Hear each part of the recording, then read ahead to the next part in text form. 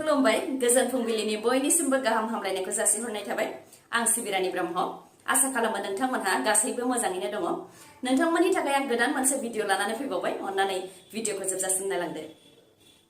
धुबरीनि MP Rakibul हुसैननि सायाव गाग्लोबनाय जाथाय जादों साननि समावनो माखासे दुथां सुबुंफोरा एमपि रकिबुल हुसैननि सायाव गाग्लोबदों रकिबुल हुसैना गावनि फिसाज्ला तेनजिल हुसैनजों लोगोसे सानै सिकिउरिटिखौ लोगोआव लाफानानै मोनसे मिटिंनि थाखाय रावना होदोंमोन बे समावनो लामायाव नेनानै थानाय माखासे दुथां सुबुंफोरा एमपि रकिबुल हुसैनखौ होसो होसो बुग्लिदों बिथांखौ बुग्लिनायजों लोगोसे बिथांनि स्कुटिखौबो बुफाय बुसि खालामदों आरो सानै सिकिउरिटि गार्डखौबो गाज्रियैनो बुदों जाथायनि सायाव एमपि रकिबुल हुसैना बेखौनो फोरमायथिदों दि बिथांमोनहा मिटिंआव थांनो थाखाय गंथाम मटरसाइकेल बा स्कुटिजों ओंखारबोदोंमोन नाथाय लामायाव दुथांफोरा नेनानै थानाय खौरांखौबो मोनदोंमोन बेनिखायनो जेबो जाहाथे जाथाय जानो गोनां जाया बेनि थाखाय एसपि आरो असिनिसिमबो लिरनानै गारबोखादोंमोन जेराव असिया मिटिंसिम लांनायाव मदद होगोन होननानैबो रादाय होदोंमोन नाथाय जेब्ला जायगासिम सफैदों अब्ला असिया गैयामोन जायनि जाहोनाव सा 30सो नेनानै थाखानाय दुथांफोरा गाज्रियैनो बुनो खाबु मोनदों सिगांनि समावबो बिसायख'थिनि समावनो बेबायदि दुंहाव थासारिखौ दुथांफोरा सोमजिहोदोंमोन आरो बेफोर गासैबो डक्टर हेमन्त बिश्व शर्मानि थाखायनो जानो मोनदों होननानै अजद होदों एमपि रकिबुल हुसैना डक्टर हेमन्त बिश्व शर्माया उदाङै खोथा बुंनायनि थाखाय आरो दुथांफोरनि सायाव अजद होनायनि उनावबो जेबो राहा लायैनि थाखायनो बेफोर जाथाया जानो मोनदों होननानैबो अजद होयो रकिबुल हुसैना बेनि सिगांबो गौरब गगैनि सायाव गाग्लोबनाय जाथाय जादोंमोन भुपेन बरानि फेमिलिखौ ट्रेन्सफार खालामदों आरो दा रायजो राजानि सिगाङावनो बेबायदि गाग्लोबदों होननानै अजद होयो एमपि रकिबुल हुसैना आरो बे जाथायखौ लानानै पुलिसनिसिम थाङोबाबो जेबो फिथाय मोननो हानाय नङा होननानैबो बुंथियो बिथाङा थांनाय 7 बोसोराव रायजोआव लवार प्राइमारि आरो आपार प्राइमारि गासै 8,000नि गोबां फरायसालिफ्रा बन्द जानो गोनां जादों जायनि जाहोनाव फरायसाफोरा सोरखारि नङै फरायसालियाव हाबनो गोनां जादों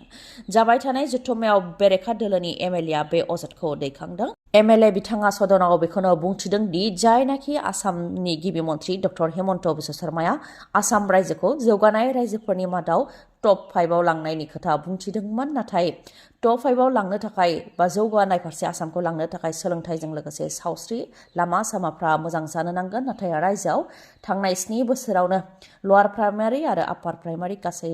8,066 सोरखारि फरायसालिफ्रा बन्द जादों होननानै अजदखौ होयो बिथाङा बेखौनो अजद होदों दि रायजोआव सा 59 फरायसा थायोबासो सासे फोरोंगिरि होनाय जायो नाथाय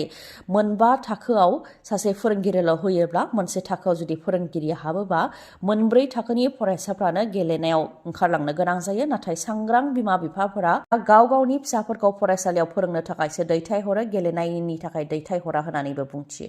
बेनिखायनो गोबां फरायसाफोरानो प्राइभेट स्कुलाव हाबनो गोनां जादों जेरावनोखि प्राइभेटआव मोनबा थाखोनि थाखाय 7 फोरोंगिरि थायो दानफायाव 5,000निफ्राय लानानै 10,000 दान बान्था होनायजोंनो 7 फोरोंगिरि थायो नाथाय रायजोआव सोरखारि फोरोंगिरिफोरनो गोबां दान बान्था होनायनि उनावबो सोरखारनि गोरोन्थि पलिसिनि थाखाय सोरखारि फरायसालिफ्रा बन्द जालांगासिनो दं होननानै फोरमायथिदों नाथाय गरिब दुखुथिया सुबुंफोरा सोरखारि नङै फरायसालियाव गाव गावनि फिसाफोरखौ माबोरैहाय सोनो हागोन जेरावनोखि बोसोरसेयावनो 1 लाखनिफ्राय लानानै 2.5 लाखसिमहालागै होनो गोनां जायो होननानै फोरमायथियो बेनि अनगायैबो बरपेटायाव इउनिभार्सिटि गैया गवालपारायाव इउनिभार्सिटि गैया धुबरी मानकाचार सालमारा बेफोरावबो इउनिभार्सिटि गैया बरपेटानिफ्राय धुबरीसिम 200 किल'मिटारसिमाव गंसेबो इउनिभार्सिटि गैया जानानैबो अजदखौ दैखांबावो बेरेखा दोलोनि एमएलएआ BTC बिसायख'थिया सेप्तेम्बर दानाव खुंजागोन आसामनि गिबि मन्थ्रि डक्टर हेमन्त बिश्व शर्मा बिथाङा बेखौ रोखा खालामनानै होबाय गोलाव समनिफ्रायनो नेबाय थानाय BTC बिसायख'थिया सेप्तेम्बर दानाव खुंजागोन जायनाखि BTC बिसायख'थिया सेप्तेम्बर दानाव खुंजागोन बेनिखायनो मोनफ्रोमबो राजखान्थि दोलोआनो गोख्रों जादों आरो साखाफारा जादों UPPL BPF आरो BJP मोनफ्रोमबो राजखान्थि दोलोआवनो जयनिं हाबाफारि खुंनायखौ नुनो मोननाय जादों आरो थाग थियारि जानायखौ नुनो मोननाय जादों थिग बेबायदिनो BPF दोलोआबो साखाफारा जादों लाइमोन BPFखौ साखाफारा जानायखौ नुनो मोननाय जादों आरो जायगा जायगा जयनिं हाबाफारि खुंनायखौबो नुनो मोननाय जादों जायनाखि UPPL दोलोआ 2,16,000 सुबुंफोरनो हानि पाट्टा होबाय होननानै रायजो राजानि सिगाङाव बुंथिनायनि सायाव BPF दोलोनिफ्राय बेखौनो गाग्लोबदों दि बिफानिफ्राय फिसाज्लानि मुङाव ट्रेन्सफार खालामनायखौनो बिथांमोनहा रायजो राजाफोरनि सिगाङाव बेबायदियै थगायदों उल्थायै UPPL सोरखार थानायनि थाखाय BTCनि रायजो राजाफ्रा बोसोराव 200 कोटी रांसो खहा खालामनानै लानो गोनां जादों होननानै फोरमायथिदों जायनाखि मोनफ्रोमबो बोसोराव 10% राङा बांनायजों रांखान्थि बोसोर 2025-26आव 1,000 कौटि रां मोननो गोनांमोन नाथाय प्रमद बर'नि सोरखाराव 803 कौटि रांल' मोननो हादों आरो स्पेशियेल डेभेलपमेन्ट पेकेजनि थाखाय हरनाय राङाबो 125.66 कौटि रां खम हरजादों होननानैबो बुंथिबावो। बेनि अनगायैबो UPPL दोलोआ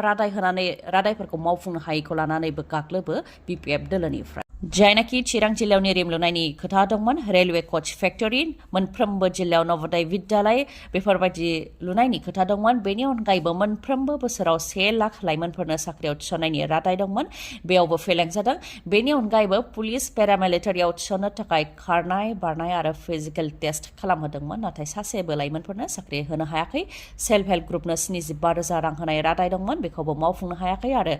BTCनि बियाबखौ मोन 60सिम बांहोनायनि खोथा दंमोन नाथाय बेखौबो हायाखै होननानै अजदखौ होयो आरो लामा दालां स्कुल कलेज हस्पिटाल जेबो खामानिखौनो मावनो हायाखै, फारफ्रोमथिंबो फेलें जादों होननानै अजदखौ होयो BTech दोलोनिफ्राय। ICC चेम्पियन्स ट्रफी 2025 गेलेनायाव भारतआ बांलादेशखौ 6 विकेट्सआव फेजेननो हाबाय। दुबाइनि इन्टारनेशनेल स्टेडियामाव जानाय ICC चेम्पियन्स ट्रफी 2025नि ग्रुप ए मैचआव भारतआ बांलादेशखौ फेजेननो हाबाय, जेराव भारतनि शुभमेन गिल बिथाङा सेन्चुरी बानायदों, 101 रान बानायनो हादों आरो शुभमेन गिल बिथां KL राहुल बिथांमोनहा जयै गेलेनायाव 87 रान बानायदों। जेरावनाखि भारतआ 236 स्कर बानायनानै देरहासार जानो हादों आरो बांलादेशआ 228 रानाव जेननो गोनां जादों। बांलादेशखौ फेजेननायनि उनाव भारतआ दा सेकेन्ड पजिशनाव जायगा मोनबाय। निउजिलेन्ड आरो इन्डिया गेलेनायाव देरहासार जानो हादों। ओजोंहाय बांलादेश आरो पाकिस्ताना अपेनिं मेचआव जेननो गोनां जादों। फैगौ फेब्रुवारि 23आव भारतआ सुथुर हादर पाकिस्तानजों गेलेगोन। रुनिकाटा फरेस्ट रेन्जनि सिङाव थानाय हाग्रा रैखाथि बिफाना आयेन बेरेखायै लाबोनाय गंसनि ट्रेक्टराव थानाय दंफांखौ हमनो हादों। फोरमायथिनाय बायदिब्ला रुनिकाटा बालाजार खाथिनि सालबारिजों नांजाबनाय दुब्लिबारियाव हाग्रानिफ्राय आयेन बेरेखायै दंफां दाननानै लाबोनानै दामोल दोनफैदोंमोन। बेखौ उनाव स्रोद खौरां मोननायनि उनाव दंफांखौ हमनो हादों आरो हमनो हानाय दंफाङा गंसनि ट्रेक्टरनि जागौमोन होननानैबो फोरमायथिदों। रुनिकाटा, दलपानि ब्लक आरो सिगनेचार हाग्रामानिफ्रायनो बेफोर दंफांखौ लाबोनाय जादोंमोन आरो जायफोर सुबुंफोरा बे दंफांखौ आयेन बेरेखायै लाबोदोंमोन बिसोरखौबो हमनाय जागोन होननानै फोरमायथिदों रुनिकाटा फरेस्ट रेन्जनि सिङाव थानाय हाग्रा बिफाननिफ्राय।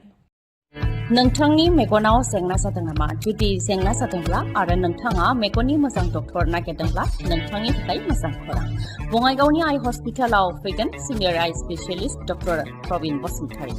बिथाङा एम्स निउ दिल्लीनि बारग' SR, RPC आरो दिल्ली GNCTनि बारग' आइ कनसालटेन्ट। डक्टर प्रबिन बसुमतारीनि अनगायैबो मेगननि डक्टर आशराफुल आलम आरो डक्टर मेघाली शर्माखौबो बङाइगावनि आइ हस्पिटालाव नोंथांमोनहा मोननो हागोन।